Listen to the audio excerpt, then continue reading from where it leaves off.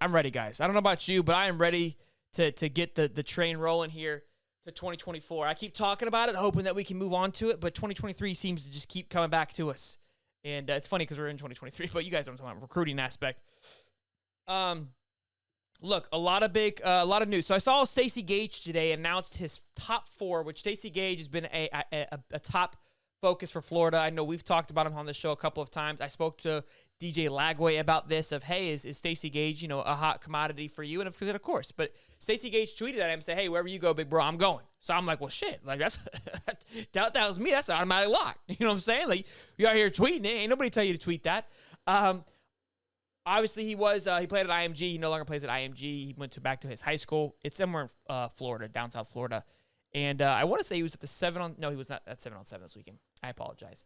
But he has announced his 4 official visits. He gets 5 of them, remember. He's going to Oklahoma, Ohio State, Bama, and USC is the 4th one. The 5th is, he said, kind of, it's left up to, whoever can make it happen between Florida, Colorado, and a few others. So it's going to be interesting to see if Florida, how heavy Florida, goes after this kid and how interested they are in him. Again, this is kind of what I was talking about of Florida seems to be very particular about who they're going after, not just throwing a blanket and hoping that it sticks. Hey, if we're going to go after a guy, we're going to fully commit. And I think Jarrett Gibson, the number 1 running back in the country right now for 2024, seems to be leaning towards Florida, which is phenomenal news. That could be turning Stacey away, right? Now, he's been pretty adamant about Oklahoma. I know my little brother who played with him and knows him from IMG, spoke to him a while back when he visited Florida. Stacey Gage visited Florida. My little brother there was there with him. He's like, yeah, definitely. He's definitely leaning towards Oklahoma. That was a long time ago, right? Obviously, things have changed. But even now, I think he seems still pretty heavy with Oklahoma and in Ohio State. It's interesting to kind of watch these guys and how they function. It feels like the schools nobody can keep a secret anymore. You know what I mean? When things start to go good or go well for these schools, they'll start posting more about that particular player because they feel, pretty confident that the kid's going to come. So Ohio State's been posting a lot about him as well, too. So it'll be interesting to see. Obviously, Ohio State has a great run of great, thick running backs. And I know he was just there this past weekend or something like that and did an interview on that. So I think, look, as much as I think we all would like Stacey Gage, it doesn't feel that it's going to be happening. He wants to commit before the start of his senior season. So how soon would that be? I don't know, but I can imagine it probably happen over the summer if I had to guess. He seems like a guy that wants to get in and be a part of the recruiting process, kind of like Treyon Webb. Remember, Treyon Webb committed back in, I want to say June, if I'm not mistaken. Yes, he was definitely committed before Friday Night Lights, which is in July. So I'd expect these kids probably May and June to start committing so they can go into that, their senior season, not having to worry about traveling, going to schools, etc. It can go to their school that they want to play for and start recruiting the guys that aren't fully committed yet. But I wouldn't sag our head on the fact that we're not a hot topic for Stacey Gage. Again, simply on the fact that I wouldn't be surprised if Jarrett Gibson is part of the reason for pushing him away a little bit. So that's where we stand on that. And then we've got a big tight end news. Obviously, that's been kind of the biggest topic of today. Caleb Odom, 4-star from Georgia tight end, says that Florida is, high on his list currently. Again, this was a comment from him that most of these recruits have been saying, says, I felt like the day was all about relationships.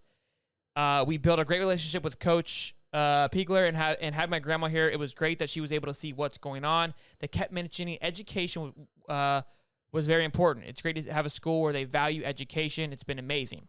I feel like he's always texting me, again, speaking of Coach Piegler, whether it's 6 a.m. or at night, asking about how my basketball games went and all that. It's been great. I think I speak for all of us when I say how important for us to land this massive tight end. We obviously have Arlos Boardingham that committed in the 2023 class that we did not see this year, but hoping to see some more of him this year. But I think we can, from Kyle Trask to what Georgia was able to do with their tight ends, what Utah was able to do with their tight ends, can all agree that a solid, thick, juicy, just voluptuous tight end is highly important to the success of any football team. Even this weekend in the NFL, George Kittle, Travis Kelce, dogs, right?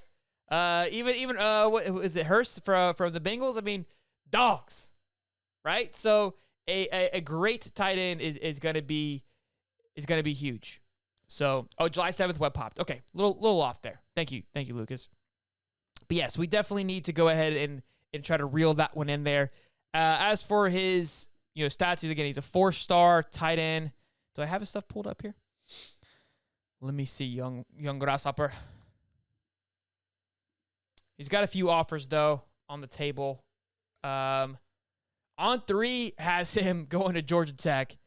They've got Vanderbilt, Ole Miss, Louisville, and obviously Florida as his schools. This is on 3.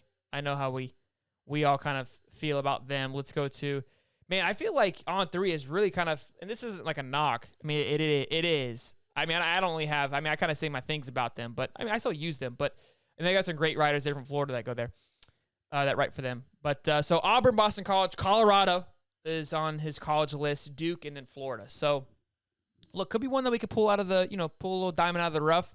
He's a 13th tight end in the country, ranked 248th. So, would be a big pickup for the Florida Gators there. Would be a huge addition to the squad. So, I appreciate you guys coming by, hanging out. We've already talked about the commits.